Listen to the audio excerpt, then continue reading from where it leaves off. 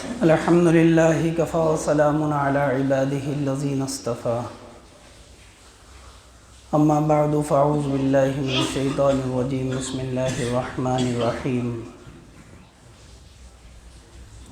یا ایہا الذین آمنوا اتقوا اللہ حق تقاته ولا تموتن الا وانتم مسلمون صدق اللہ العظیم وقال رسول اللہ صلی اللہ علیہ وسلم المؤمنون هينون لينون كالجمل الآنف إن قيد إن قاد وإن أنيخ على صخرة استناخ كما قال صلی اللہ علیہ وسلم۔ میرے بھائیو، محترم بزرگوں اور دوستو، حضور اکرم صلی اللہ علیہ وسلم کی سیرت طیبہ سے متعلق بات چل رہی ہے۔ حضور اکرم صلی اللہ علیہ وسلم کا مکہ المکرمہ سے مدینہ المنورہ تشریف لے کر جانا، آپ علیہ السلام کا مسجد کا قائم کرنا، اذان کے لیے غور و فکر کرنا، اس کے متعلق بات چل رہی تھی۔ اسی دوران آپ علیہ السلام کے ہاتھ کے اوپر ایک صحابی حضرت سلمان فارسی رضی اللہ عنہ ایمان لے کر آئے۔ حضرت سلمان فارسی رضی اللہ عنہ یہ بڑے جلیل القدر صحابی ہیں۔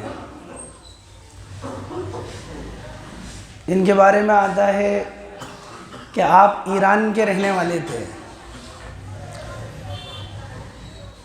ایران کے اندر آپ مجوسی العقیدہ، آگ کی پرستش کرنے والے ہیں، اسی میں آپ کا شمار ہوتا تھا۔ بلکہ صرف شمار ہی نہیں ہوتا تھا، جو آگ جلائی جاتی تھی آپ اس کے اوپر متعین تھے، آپ ہی کا کام تھا وہ آگ جلانا۔ اسلام سے پہلے آپ کا نام معابہ تھا۔ اس آگ کے اندر لکڑیوں کا لگانا، خوشبو کا بسانا، یہ سارے کام آپ کے ذمے تھے۔ ایک دن آپ کے جو والد تھے، اصل والد نہیں تھے، یہ سوتیلے باپ تھے۔ آپ کی والدہ بیوہ تھی، انہوں نے کسی سے نکاح کر لیا، تو وہ کھیت کے اندر گئے، حضرت سلمان رضی اللہ عنہ کو بھی لے گئے۔ تو آپ نے راستے میں دیکھا کہ ایک عمارت ہے، وہاں سے کچھ تلاوت کی آواز آ رہی ہے۔ آپ نے جا کر دیکھا کہ وہاں نصرانی لوگ موجود ہیں، راہب لوگ موجود ہیں، بڑا اچھا لگا، گھر آ گئے۔ دوسرے دن پھر ایسا ہی ہوا، بہت اچھا لگا۔ دل کے اندر یہ بات پیدا ہوئی کہ مجھے جس دین کے اوپر، جس مذہب کے اوپر میں چل رہا ہوں، اس کو چھوڑنا چاہیے اور نصرانیت کو اختیار کرنا چاہیے۔ آپ نے اس کے بارے میں جاننا شروع کیا، معلومات شروع کی۔ جیسے ہی آپ کے باپ سوتیلے جو والد تھے ان کو معلوم ہوا تو آپ پر سختیاں بڑھا دی گئی، آپ کو ڈانٹ ڈپٹ شروع کر دی گئی، حتیٰ کہ یہاں تک ہوا کہ آپ کو زنجیروں کے اندر قید کر دیا گیا، کمرے میں بند کر دیا گیا۔ لیکن آپ ایک راہب سے مل چکے تھے، جس سے آپ نے کہا کہ ملک شام مجھے جانا ہے اور وہاں کسی راہب کی خدمت میں رہنا ہے مجھے۔ تو ایک قافلہ جا رہا تھا، تو آپ کسی طرح وہاں سے جان چھڑا کر، اس کمرے سے نکل کر، زنجیروں کو کھول کر آپ اس قافلے کے ساتھ روانہ ہو گئے ملک شام کے لیے۔ وہاں پر ایک راہب کی خدمت میں پہنچے، جو راہب بظاہر تو لوگوں کے سامنے تو بڑا زاہد تھا، بڑا عابد تھا، لوگوں کے سامنے تو بڑی اچھی اس کی زندگی تھی، لیکن باطن اس کا بڑا گندا تھا۔ لوگوں سے حکم کرتا کہ صدقہ کرو، لوگ صدقہ کرتے، ان کا مال خود جمع کر لیتا۔ لوگوں سے حکم کرتا کہ خرچ کرو، لوگ خرچ کرتے، ان کا مال خود جمع کر لیتا۔ سونے کے مٹکے خود کے پاس بھر رہے تھے۔ باہر زندگی کچھ ہے، اندرونی زندگی کچھ ہے۔ اتأمرون الناس بالبر وتنسون انفسکم وانتم تتلون الکتاب، لوگوں کو تو تم بھلائی کا حکم کرتے ہو اور اپنے آپ کو بھول جاتے ہو۔ ہر آدمی یہ تو چاہتا ہے کہ بھئی اللہ کا دین عالم کے اندر پھیلے، لوگ نماز پڑھیں، اور جب خود کا نمبر آتا ہے تو کہ میں نماز نہیں پڑھوں، میں دین کے اوپر نہیں چلوں۔ ہر ایک کی تمنا ہوتی ہے کہ سارا دین اللہ کا قائم ہو جائے، ہر گھر کے اندر اللہ کا دین پہنچ جائے۔ ایک کو بھی کھڑا کر کر معلوم کرو تو کوئی یہ نہیں کہہ سکتا کہ بھئی میں یہ نہیں چاہتا، سب چاہتے ہیں۔ لیکن جب خود کی ذات کا مسئلہ آتا ہے تو آدمی سب بھول جاتا ہے کہ لوگوں کے سامنے زندگی کچھ ہے، لوگوں کو حکم کر رہا ہے، اچھائی کا حکم کر رہا ہے، برائی سے روک رہا ہے، لوگوں کو حکم کر رہا ہے کہ بھلے کام کرو، برے کام سے رکو، اور خود کا معاملہ آیا تو یہی یہ راہب بھی کرتا تھا کہ خود کی انفرادی زندگی تو ایسی تھی عیاشی اور مکاریوں کی، اور لوگوں کے سامنے زندگی تھی زاہدوں کی۔ تو حضرت سلمان فارسی رضی اللہ عنہ یہ سب دیکھتے، اس کی موت کا وقت آیا اس راہب کا، تو حضرت سلمان فارسی رضی اللہ عنہ نے لوگوں کو بتایا کہ آؤ میرے ساتھ، اس کا تو یہ معاملہ ہے، تمہیں حکم کرتا ہے مال خرچ کرنے کا، مال تو خود جمع کرتا ہے۔ لوگوں نے بڑا لعن طعن کیا، حتیٰ کہ آدمی مر گیا۔ حضرت سلمان فارسی رضی اللہ عنہ حق کی تلاش میں تھے، اس راہب کی جگہ جو راہب متعین ہوا نیک انسان تھا، اس کی صحبت میں رہے، حتیٰ کہ اس کے بھی جانے کا وقت آ گیا دنیا سے۔ تو اس سے پوچھا کہ میں اب کیا کروں، کہاں جاؤں؟ تو اس نے کہا کہ موصل ایک علاقہ ہے، وہاں چلے جاؤ۔ یہ وہاں چلے گئے، وہاں جا کر ایک راہب کے پاس رہے، وہ بھی نیک انسان تھا، اس کے پاس رہے، حتیٰ کہ اس کے بھی دنیا سے جانے کا وقت آ گیا۔ تو پوچھا کہ کہاں جاؤں؟ اس نے کہا نسبیین چلے جاؤ، وہاں چلے گئے، وہاں ایک راہب کی خدمت میں رہے، ایک عرصہ گزارا، اس کے دنیا سے جانے کا وقت آ گیا۔ پوچھا کہ کہاں جاؤں؟ تو کہا کہ تم ملک روم کے اندر عموریہ ایک جگہ ہے، وہاں چلے جاؤ۔ وہاں چلے گئے، ایک راہب کی خدمت میں رہتے رہے، سچا راہب ہے۔ اس کے بھی آخر وقت آ گیا، اس سے معلوم کرنے لگے کہ اب کیا کروں؟ وہ کہا کہ ساری دنیا کے اندر اب تو کفر و شرک ہے، اب میں تمہیں ایک بات بتاتا ہوں کہ آخری جو نبی ہیں ان کے آنے کا وقت ہو گیا، اور وہ عرب کے علاقے کے اندر ہوں گے، اور ان کی ہجرت کی جگہ یثرب کا علاقہ جہاں کھجور کے باغات ہوں گے وہ ان کی ہجرت کی جگہ ہوگی، تو تم اب وہاں چلے جاؤ۔ یہاں ایک قافلہ آیا ہوا تھا عرب سے، انہوں نے اس قافلے سے بات کی کہ مجھے عرب لے چلو، میرے پاس ایک گائے ہے اور میرے پاس چند بکریاں ہیں، میں تمہیں وہ بدلے میں دے دوں گا، تم مجھے عرب لے چلو، بس یہی سامان ہے میرے پاس۔ تو کہا کہ ٹھیک ہے، یہ قبیلہ کلب کے لوگ تھے، یہ لے کر چلے، راستے کے اندر رہے، اچھا معاملہ رہا، لیکن آخر کے اندر جا کر جب وادی القریٰ کے اندر پہنچے تو سردار کی نیت بدل گئی۔ ایک یہودی آدمی ملا، تو اس یہودی سے کہنے لگے ہمارا غلام ہے، اس کو خریدو گے سلمان رضی اللہ عنہ کے لیے؟ وہ یہودی نے کہا کہ ٹھیک ہے، اس کے ہاتھ فروخت کر دیا۔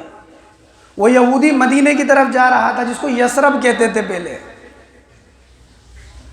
اپنے یہاں لے گیا۔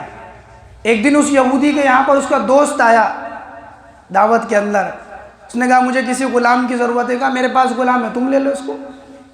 اس نے ان کے ہاتھ فروخت کر دیا۔ حضرت سلمان رضی اللہ عنہ یہاں سے قبا کے قریب پہنچ گئے، فروخت ہوتے ہوتے ایک جگہ سے دوسری جگہ، دوسری سے تیسری جگہ۔ ایک دن پیڑ پہ چڑھ کر کھجوروں کو توڑ رہے تھے،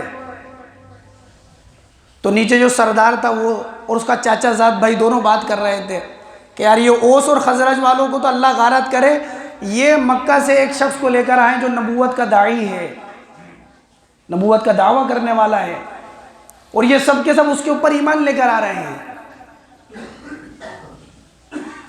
تو حضرت سلمان فارسی رضی اللہ عنہ حق کی تلاش میں تھے، راہب نے بتایا تھا ان کو کہ وہ شخص جو ہے دارالہجرت ان کا ایسی ایسی جگہ ہوگی جہاں کھجوروں کے باغات ہوں گے، تو فوراً وہاں سے اترے درخت سے، اپنے آقا سے کہنے لگے کہ شخص کی بات کر رہے ہو مجھے دوبارہ بتاؤ۔ تو اس آقا نے ان کے ایک تماچا مارا زور سے، حضرت سلمان رضی اللہ عنہ نے کہا کہ جا اپنا کام کر، لیکن بات کان میں آ گئی تھی، بات کان میں پڑ گئی تھی، تو اس لیے تلاش میں تھے۔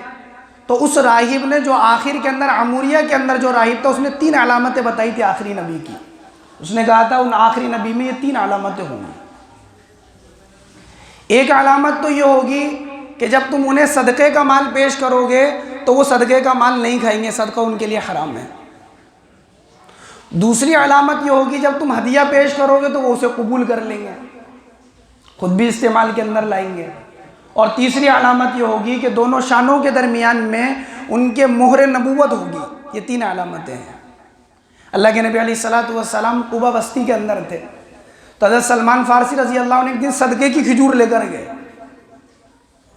اور یوں فرمایا اللہ کے نبی علیہ السلام سے، یہ صدقے کی کھجوریں ہیں، آپ نے جو غریب صحابہ آپ کے ارد گرد بیٹھے تھے آپ نے ان میں تقسیم کر دیا، آپ نے کچھ بھی نہیں کھایا اس میں سے۔ ایک علامت تھی جو معلوم ہو گئی کہ صدقہ نہیں کھائیں گے وہ۔ تھوڑے دن گزرے، آپ حضرت ابو ایوب انصاری رضی اللہ عنہ کے گھر پہ تھے، اللہ کے نبی کھجور لے کر گئے، کہا کہ جی یہ ہدیے کی کھجوریں ہیں، آپ نے خود بھی کھائی، جو صحابہ موجود تھے ان کو بھی دی۔ دو علامتیں تھیں، دو علامتیں معلوم ہو گئی، ایک اور علامت جاننی تھی۔ ایک دن ایسا ہوا کہ کلثوم بن ہدم، جب حضور صلی اللہ علیہ وسلم مدینہ قبا میں آئے تھے تو آپ ان کے یہاں پر ٹھہرے تھے، ان کا انتقال ہو گیا کلثوم بن ہدم کا۔ جب ان کا انتقال ہوا تو آپ ان کے جنازے میں شریک ہونے کے لیے گئے اللہ کے نبی علیہ السلام، تو حضرت سلمان فارسی رضی اللہ عنہ بھی وہاں پر آئے، اور آنے کے بعد کبھی اللہ کے نبی کے آگے جا رہے ہیں، کبھی پیچھے جا رہے ہیں، آپ کے ارد گرد چکر لگا رہے ہیں۔ آپ سمجھ گئے کہ یہ کیا چاہتے ہیں۔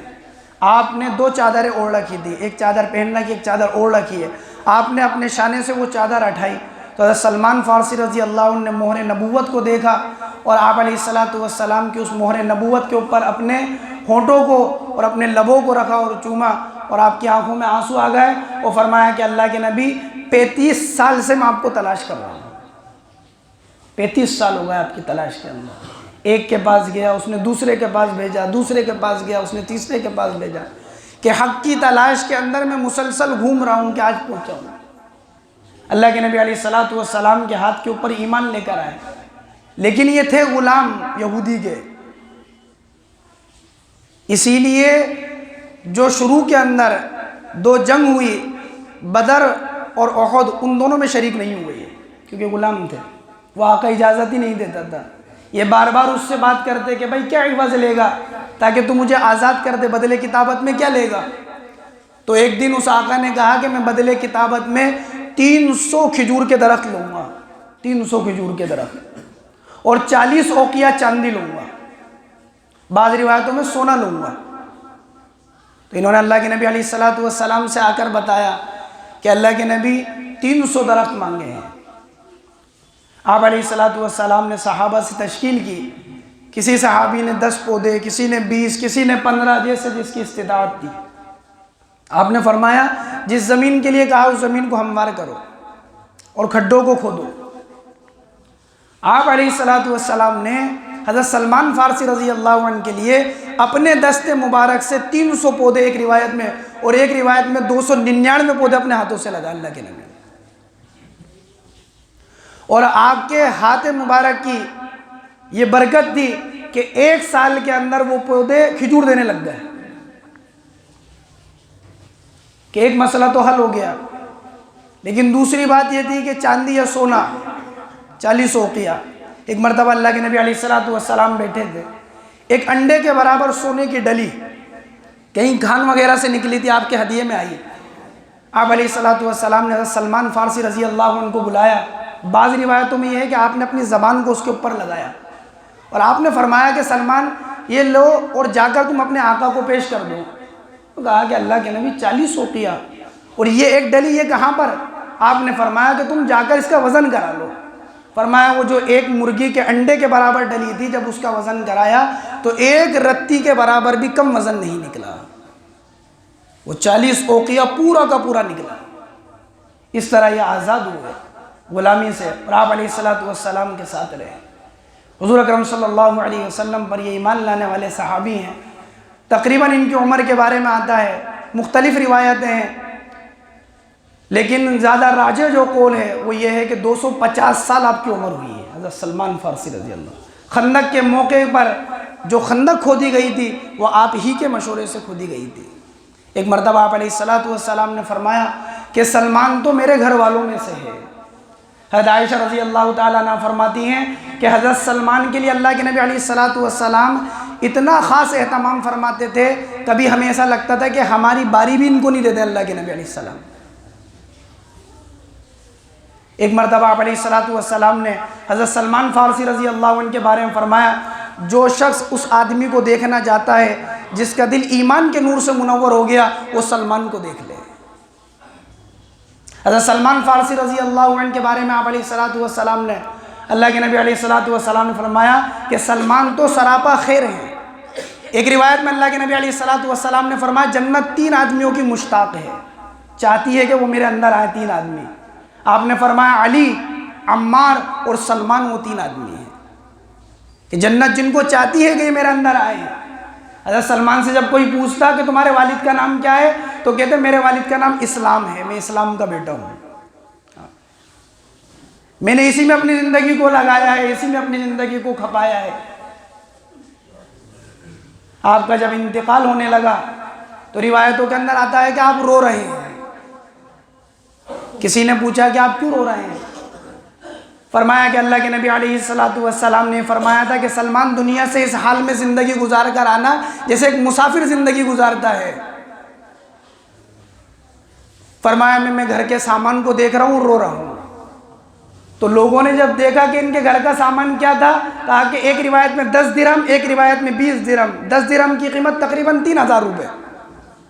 ساری زندگی کا سامان صرف یہ، اور رو رہے ہیں کہ میں اس حال میں زندگی گزار رہا ہوں کہ درہم میرے پاس باقی۔ اپنی بیوی سے کہنے لگے میرے بستر کے اوپر عطر کو چھڑک دو اور میرے گھر کے چاروں دروازوں کو کھول دو، میں دیکھ رہا ہوں کہ کچھ لوگ آ رہے ہیں جو نہ انسان ہیں نہ جنات ہیں، مجھے میرا اللہ کے پاس جانا ہے۔ اور اسی حالت میں ان کا انتقال ہو گیا۔ حضرت سعد ابن ابی وقاص رضی اللہ عنہ نے یا حضرت امام حسن رضی اللہ عنہ نے، مختلف قول ہیں، ان دونوں میں سے کسی ایک نے آپ کا جنازہ پڑھائی۔ حضور اکرم صلی اللہ علیہ وسلم کی ہجرت کے بعد حضرت سلمان فارسی رضی اللہ عنہ ایمان لے کر آئے۔ اسی سے متعلق انشاءاللہ ان ہفتے پھر بات ہے۔